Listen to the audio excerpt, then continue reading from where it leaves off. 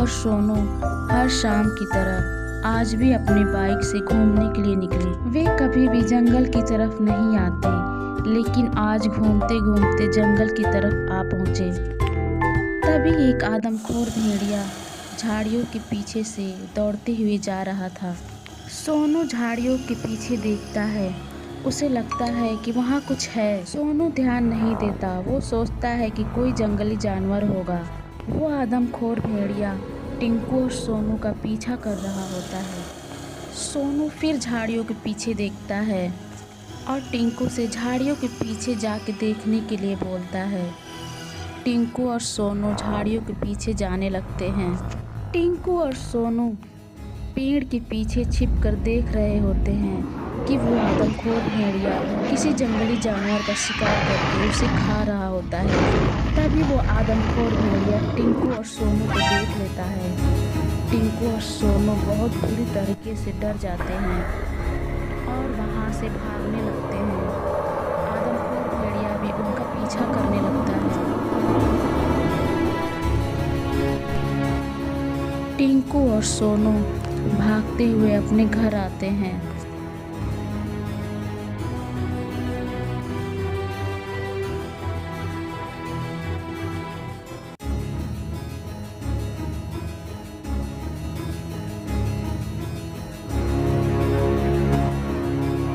टिंकू घर के अंदर आके अपने आप को सुरक्षित महसूस करता है और राहत की सांस लेता है।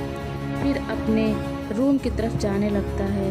तभी उसे सोनू रोकता है और बोलता है, अच्छा हुआ हम वहाँ से दौड़ते हुए घर के अंदर आ गए, वरना आज नहीं बचते। टिंकू बोलता है, हाँ भाई, अगर घर के अंदर नहीं आते तो नहीं बचते।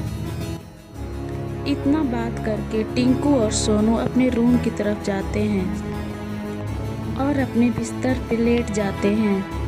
वे इतना डरे होते हैं कि उन्हें नींद नहीं आती है। कुछ देर बिस्तर पर लेटे लेटे आखिर उन्हें नींद आ ही जाती है और वे सो जाते हैं। टिंकू और सोनू गहरी नींद में होते हैं। तभी टिंकू को एक भयानक सी आवाज़ सुनाई देती है। वो खिड़की पे जाता है और बाहर की तरफ देखता है।